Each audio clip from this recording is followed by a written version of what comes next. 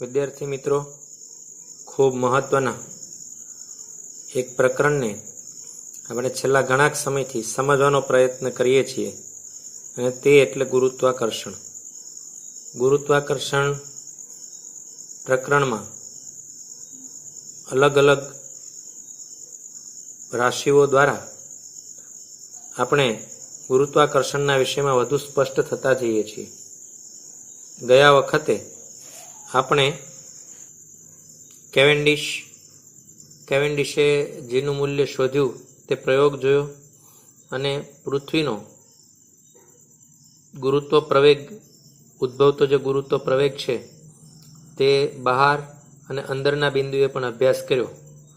હજુ આપણે એમાં આગળ વધુ આજે જોવાના છીએ તે છે પૃથ્વીની સપાટીથી ઊંચાઈએ અને ઊંડાઈ સાથે ગુરુત્વ પ્રવેગમાં થતો ફેરફાર. સાથે સાથે ગયા વખતે ગુરુત્વાકર્ષણનો સાર્વત્રિક અચળાંક કેપિટલ જી અને ગુરુત્વ પ્રવેગ સ્મોલ જી નો તફાવત પણ જોયો, જે આવનાર મંગળવારની પરીક્ષાઓમાં આ બધી થિયરીઓ પૂછાવાની હોય માટે સંપૂર્ણ રીતે તૈયાર કરીને સાબિત કરી શકાય તેવો પ્રયત્ન આપે કર્યો હશે, કરવો જોઈએ એ અપેક્ષિત છે. તો ચલો આજે આપણે પૃથ્વીની સપાટીથી ઊંચાઈ અને ઊંડાઈ સાથે ગુરુત્વ પ્રવેગમાં થતો ફેરફાર જોઈએ. પૃથ્વીની સપાટીથી ઊંચાઈ અને ઊંડાઈ સાથે ગુરુત્વ પ્રવેગ. અહીં એક આકૃતિ દર્શાવેલી છે. પૃથ્વીની ત્રિજ્યા આરી છે. પૃથ્વીની સપાટીથી એચ જેટલી ઊંચાઈએ પી બિંદુ પાસે એમ દળનો એક પદાર્થ મૂકેલો છે. રાઈટ, આ વિગતનો ઉપયોગ આપણે કરીશું.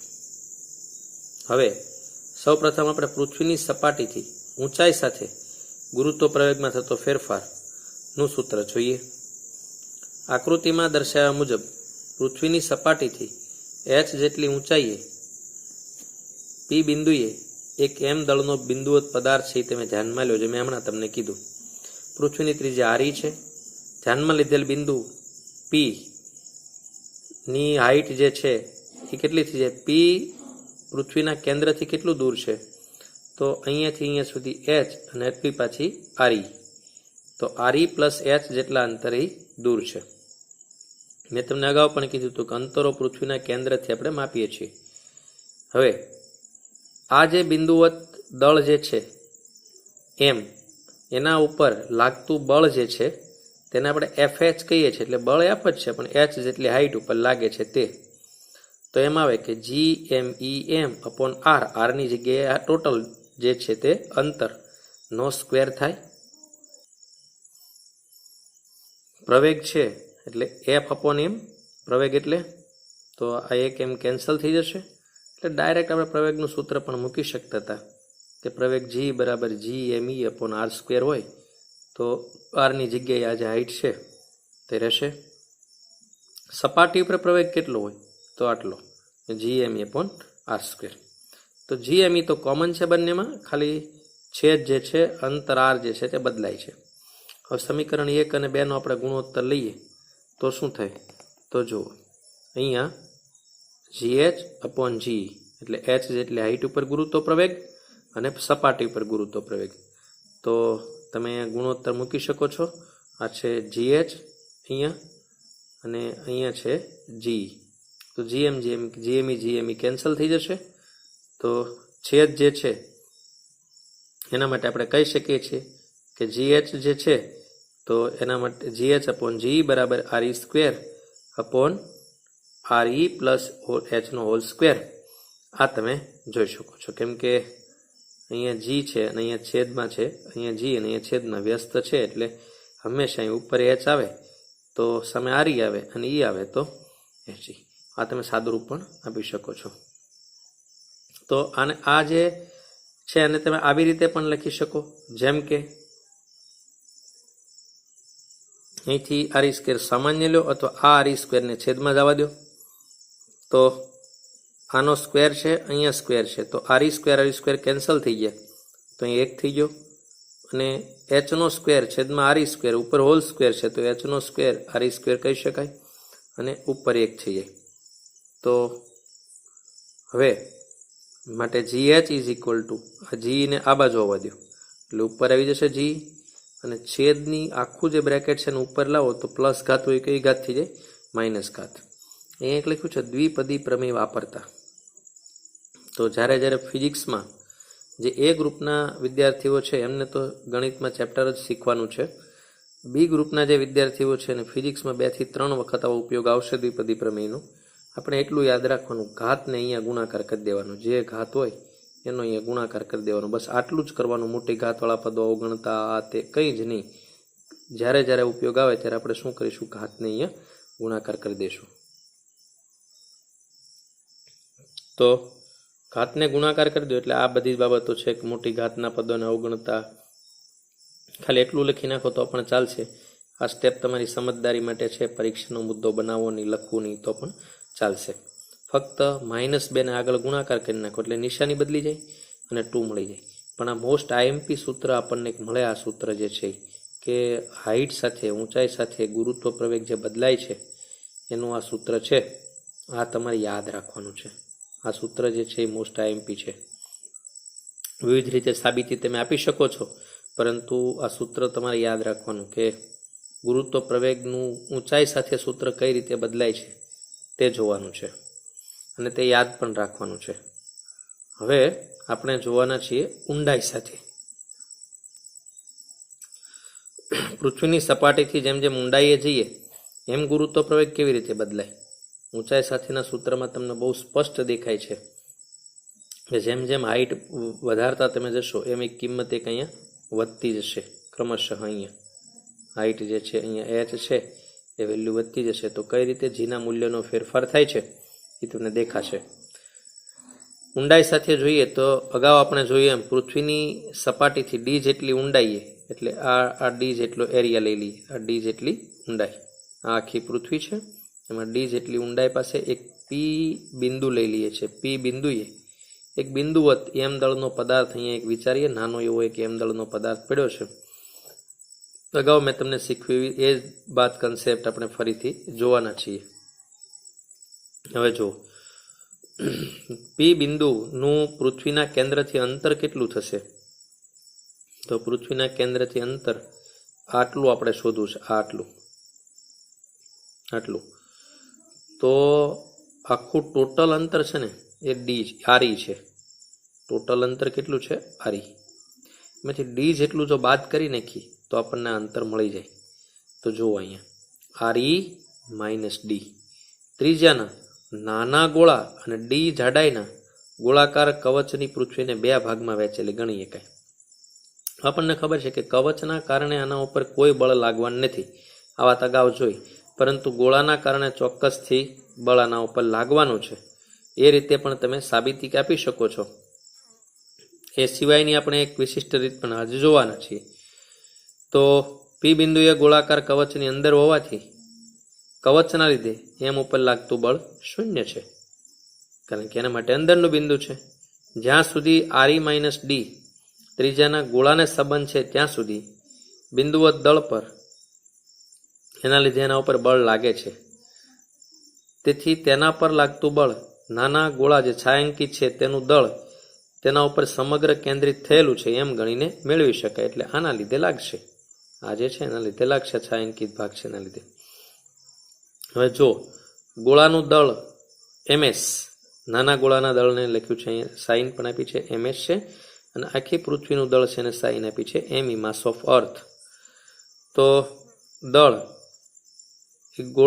ગોળાની ત્રિજ્યાના ઘનના સમપ્રમાણમાં હોય, કારણ કે આપણને ખબર છે કે સૂત્ર જે આપનું છે m = ρv મૂકી દો અને v = 4/3 πr ઘન. તો ઘનના સમપ્રમાણમાં હોય છે એટલે નાના ગોળા માટે રેડિયસ જે છે હમણાં આપણે મેળવી હતી RE - D, તો એનો ઘન, અને પૃથ્વી માટે રેડિયસ આપણને ખબર છે કે RE નો ઘન, જે આપણે અહીંયા લીધી છે RE પૃથ્વી માટે.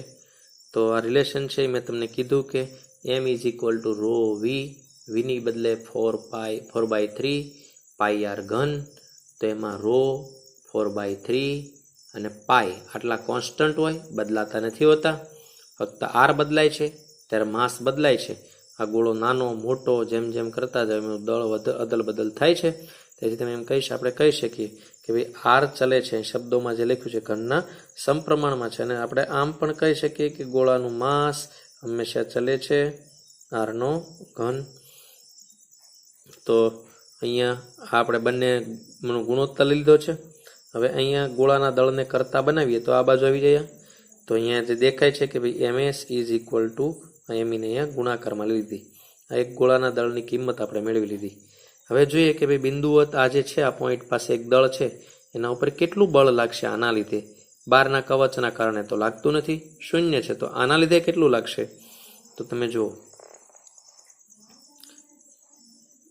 એમ દળ પર લાગતું જે બળ છે તે બળ F એ D એટલે D ઊંડાઈએ, GM1 એટલે ગોળો અંદરનો, અને સ્મોલ m જે આપણે મૂક્યું છે તે, અને રેડિયસ. આ સૂત્ર છે. હવે આ MS જે છે એની જગ્યાએ આ ટોટલ કિંમત આપણે આખી મૂકી દેવાની છે. અહીંથી ઉઠાવીને MSની જગ્યા ઉપર આપણે મૂકી દઈએ. તો FD is equal to GMRE minus D square હતું એ મૂકી દીધું. MS જે છે એની જગ્યાએ અહીંયાથી આખી કિંમત આપણે લઈ આવ્યા. તો તમે જોઈ શકો છો ઉડી કોણ જશે? તો જુઓ, G અહીંયા આ જે આખું સ્ટેપ જે છે એમાંથી એક વધશે, એક ઉડી જશે. તો આ જે એક વધવાનું છે આ ઉપર, એ જો અહીંયા બાજુમાં દેખાય છે, આખું સ્ટેપ કેન્સલ થઈ જશે. અહીંયા ઘાત જતી રહેશે, એક વધશે, જે અહીંયા તમને ઓલરેડી દેખાય છે. રાઈટ. આર ઈ ઘન વધ્યો છે એ પણ તમને અહીંયા દેખાય છે. ઠીક. GME તો ME અહીંયા છે અને M અહીંયા છે. તો આ જે છે તમને દેખાય છે કે આટલું જે છે તે બળ લાગે છે. ફરી એકવાર સાદું રૂપ જોઈ લો. આ સ્ક્વેર ગયો એટલે એક પદ કેવું વધ્યું? RE માઇનસ D જે તમને અહીંયા દેખાય છે. G વધ્યો છે, અહીંયા છે. M અહીંયા છે, ઉપર જ છે અંશમાં. નાનો m અહીંયા છે. અને RE નો ઘન વધ્યો છે. આટલી વસ્તુ છે. તેથી D ઊંડાએ પ્રવેગ કેટલો થાય? તો પ્રવેગનું આપણું સૂત્ર છે G બરાબર F/m. હંમેશા બળને દળ વડે ભાગાકાર કરો. તો આ m કેન્સલ થઈ જશે. તો ખાલી કોણ વચ્ચે? GME RE ઘન અને RE માઇનસ D.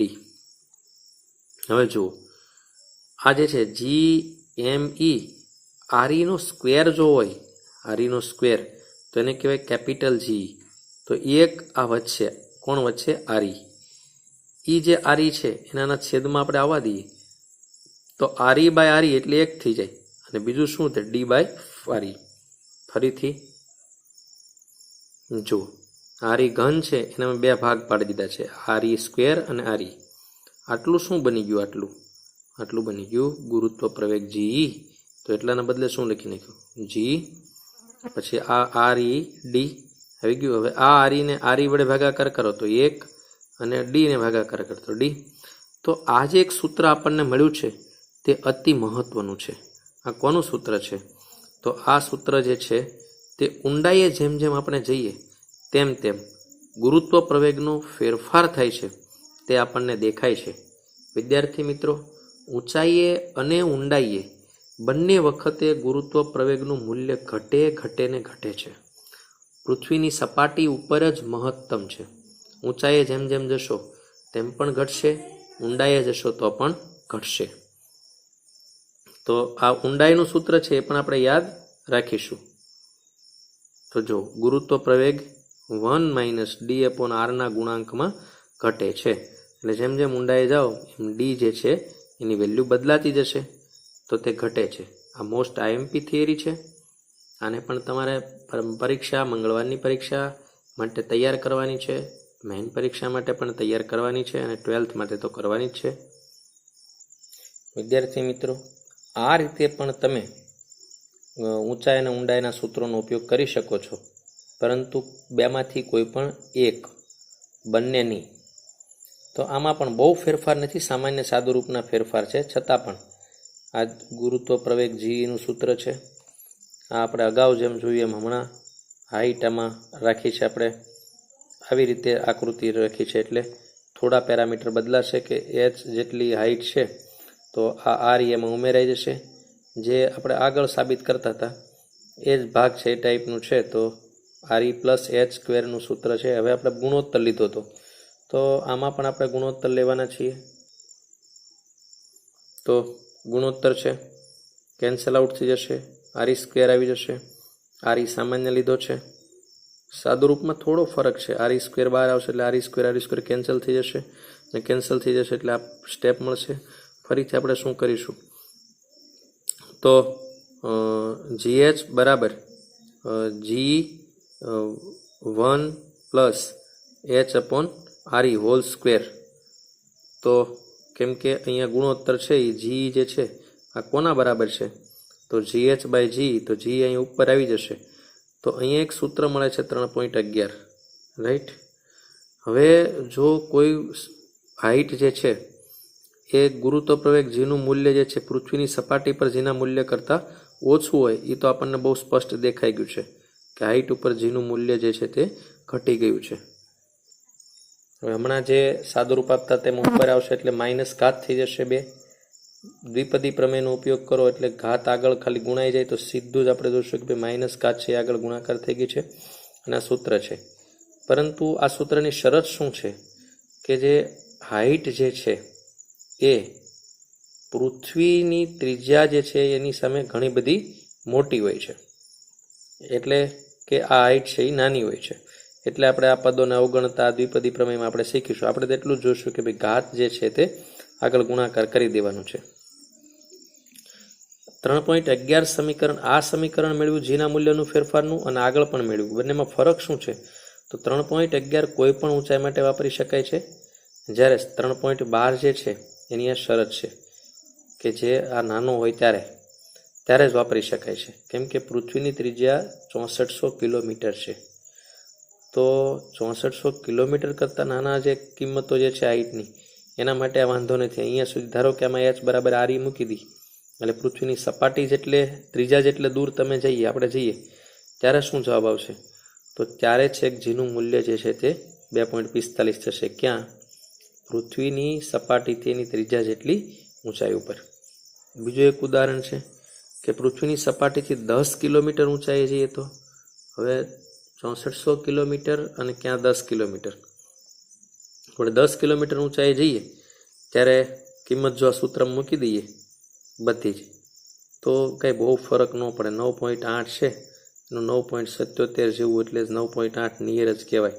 એટલે શું થાય આમ પૃથ્વીની સપાટીથી જે નજીકનો વિસ્તાર છે એમાં જેનું મૂલ્ય હંમેશા આપણે 9.8 મીટર પ્રતિ સેકન્ડ સ્ક્વેર લઈએ છીએ એનું આ ઉદાહરણ છે. ક્યારે બદલાય તે આરી જે 6400 કિલોમીટર છે એની સરખામણીમાં ખૂબ દૂર જઈએ ત્યારે. તો એટલા દૂર જઈએ ત્યારે 2.45 જેટલો ગુરુત્વ પ્રવેગ થઈ જાય છે. આ પ્રમાણે ઘટે છે.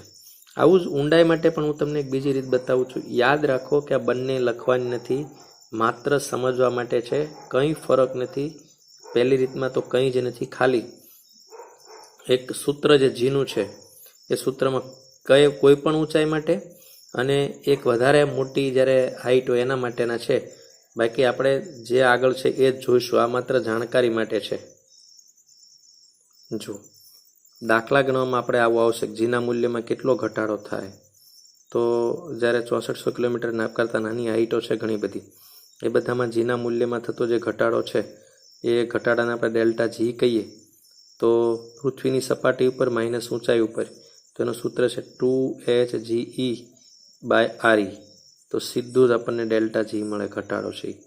એટલે કે આપણને 10 કિલોમીટર 15 કિલોમીટર 20 કિલોમીટર મૂળ 6400 કિલોમીટર કરતાં ઘણું નાનું હોય ત્યારે આ સૂત્રનો ડાયરેક્ટ આપણે ઉપયોગ કરી લઈશું. જે જેડવેલી નીટ જેવા દાખલાઓમાં આ ડાયરેક્ટ સૂત્રો ઉપયોગ થતો હોય સીધો ડેલ્ટા જી આપણને મળે તો તે ઉપયોગી છે.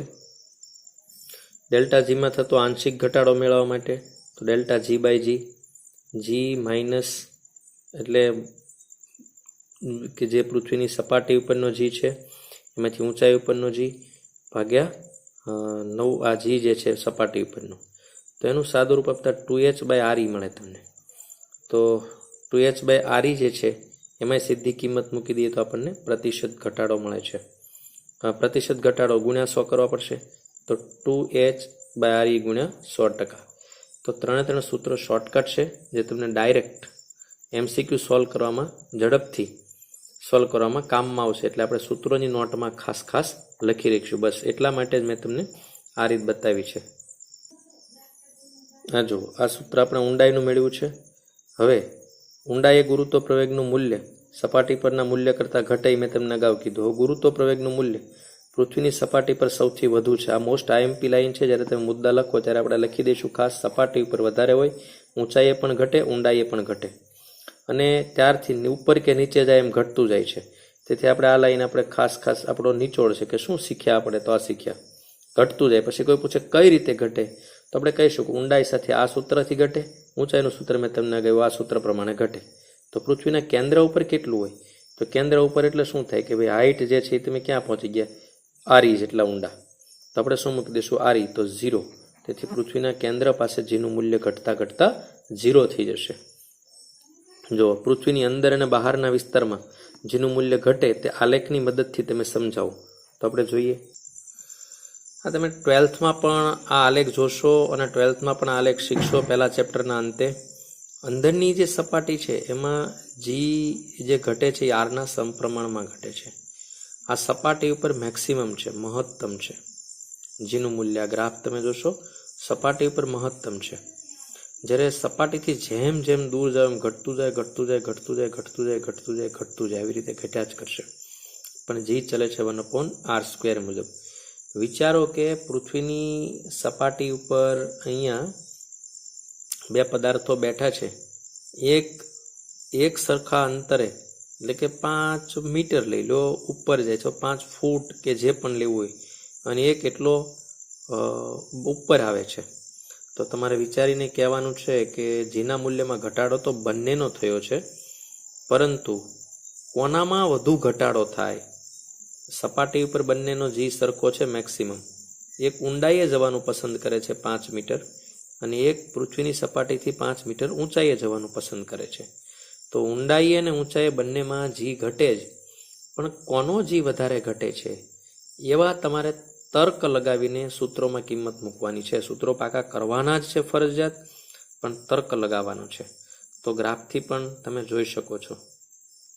તો મૂળ સૌથી પહેલા ઊંચાઈ અને ઊંડાઈના સૂત્રને આપણે ખાસ મોઢે કરીશું, અલગ રાખીશું. સાબિત કરતા પણ શીખીશું, PDFમાં જોઈને સાબિતી કરવાની છે. અને મેં હમણાં તમને કહ્યું એમ અમુક એક કોઈ માપ લેવાનું છે, અને માપથી નક્કી કરવાનું કે જેનું મૂલ્ય ઘટે છે 100%, પણ આટલા ઊંડે જઈએ તો કેટલું ઘટે, આટલા ઊંચાઈ ઉપર જઈએ તો કેટલું ઘટે. એવા તમારે જાતે દાખલાઓ ગણવાના છે, જે આપણે લાઈવ લેક્ચરમાં પણ જોઈશું. પણ તમે પ્રયત્ન કરજો. હવે પછી પણ એક ઇન્ટરેસ્ટેડ વિષય છે જે આપણી અત્યારના કોર્સમાં નથી, પણ તેમ છતાં જીના મૂલ્યમાં ઘટાડો પૃથ્વીના પરિભ્રમણના લીધે કેવી રીતે થાય તે, અને ગુરુત્વ ક્ષેત્રની તીવ્રતાનો અભ્યાસ આપણે આગળ હવે પછીથી કરીશું. ત્યાં સુધી તમે ખૂબ તૈયાર કરો એ અપેક્ષિત છે. ધન્યવાદ.